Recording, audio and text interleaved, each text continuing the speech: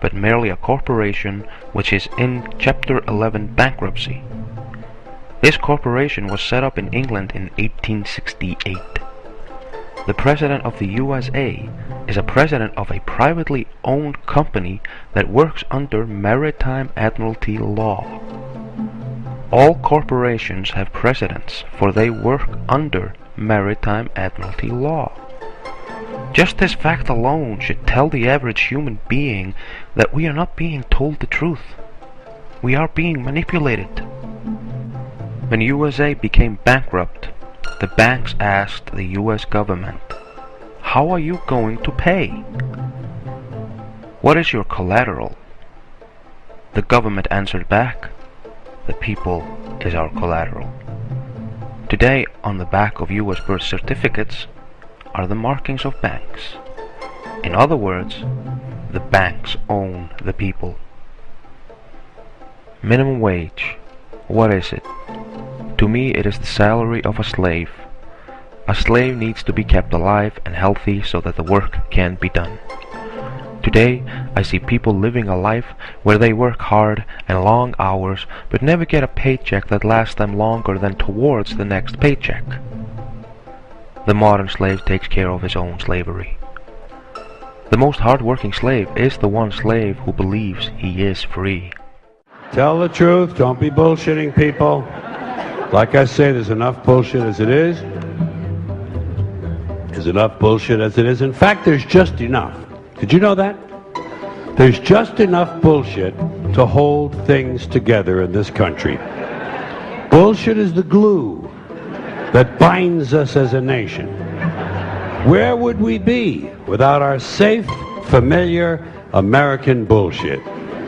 Land of the free, home of the brave, the American dream. All men are equal, justice is blind, the press is free, your vote counts. Business is honest, the good guys win, the police are on your side, God is watching you, your standard of living will never decline, and everything is going to be just fine. The official national bullshit story. I call it the American okey doke. We are told we are free, but I do not feel that I'm free. We are ruled by the rule of force. Just look at what happens when you do not comply to your government, when you don't pay your taxes. Why do we keep playing the game? I mean, would you play Monopoly with other people when the banker is always cheating? That is what we do in real life. Why do we accept it? The whole court system, our whole monetary system, is based on ancient esoteric principles. Your body's energy, it's a vessel. Your body's a vessel. You have blood vessels, etc. And you're traveling on the seas of commerce. Not really, because we're on land, but they superimpose the world of admiralty on us. And anyone can verify this because the Navy has surveyed all the land in the continental United States. And there's brass cap high water marks in all the local towns and counties. So they've, in a let's pretend game, they said we're underwater right now. That's why they have jurisdiction of admiralty. And it's, unless you rebut that presumption of jurisdiction or the admiralty realm, it shall reign supreme. This monetary system is the direct cause for about 20,000 people dying every day from hunger. 20,000 people! Why? Well, today our world is home to 6.7 billion people. Humans currently consume 20% more natural resources than the Earth can produce.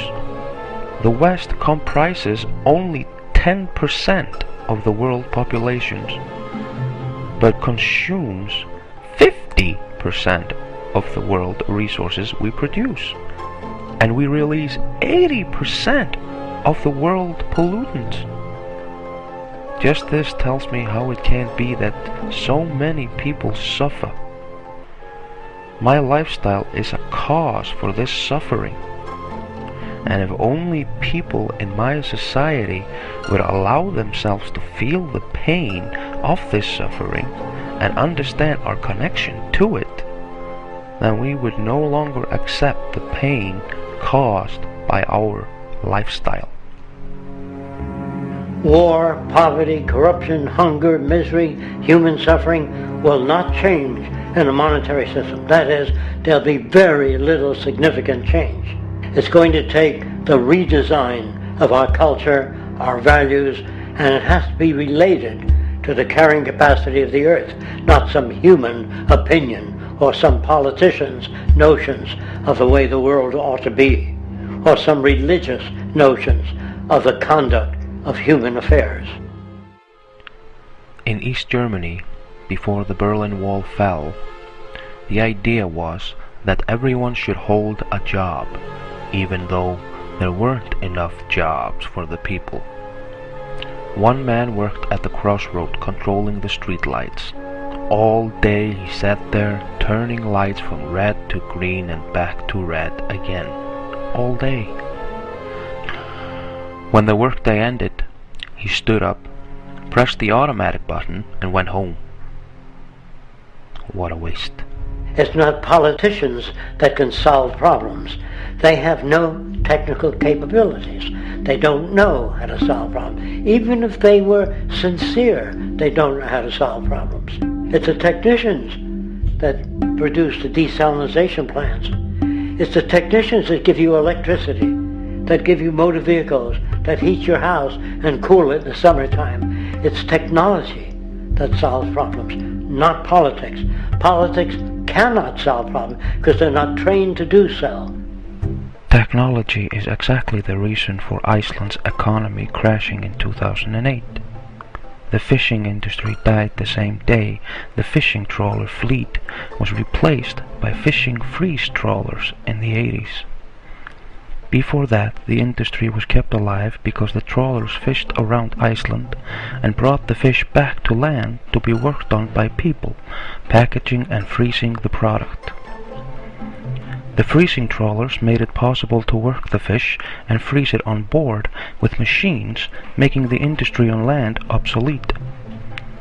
This of course should have freed most Icelanders from the repetitive jobs and give everyone a comfortable life. But because of the quota regulations, the right to fish is in the hands of the few, keeping the populations in heavy debt to the bankers. Today, Iceland is in the process of losing its independence to the EU. And the question that's raised by politicians is, how much will a project cost? The question is not how much will it cost. Do we have the resources? And we have the resources today to house everyone, build hospitals all over the world, build schools all over the world, the finest equipment and labs for teaching and doing medical research. So you see, we have all that, but we're in a monetary system. And in a monetary system, there's profit. A monetary system is a slave system. The money is the incentive for people to misuse their power. Many problems of this world derive from the money. Prostitution, theft, poaching, human trafficking, drug trafficking, politicians. It is very easy through money to exclude an individual from taking part in anything. So, what is the answer? Shit, hell that I know. I'm just seeing the problem. And the problem is a monumental one. And I think it will not be solved while we hold on to the ideas of possessions we have had created around us. But then I get reminded by this quote by Arthur Schopenhauer. All truth passes through 3 stages. First, it is ridiculed. Second, it is violently opposed. And third, it is accepted as self-evident. And in fact, I had a vision of a way we could have no enemies ever again, if you're interested in this. Anybody interested in hearing this? kind of an interesting theory, and all we have to do is make one decisive act, and we can rid the world of all our enemies at once. Here's what we do. You know all that money we spend on nuclear weapons and defense every year? Trillions of dollars. Instead, if we spent that money feeding and clothing the poor of the world, which it would pay for many times over, not one human being excluded, not one, we could as one race explore outer space together in peace forever. Thank you very much. You're great.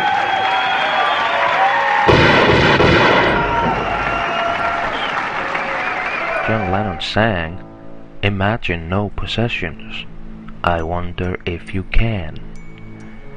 After some time wondering on this idea of a world without possessions, I found the Venus Project.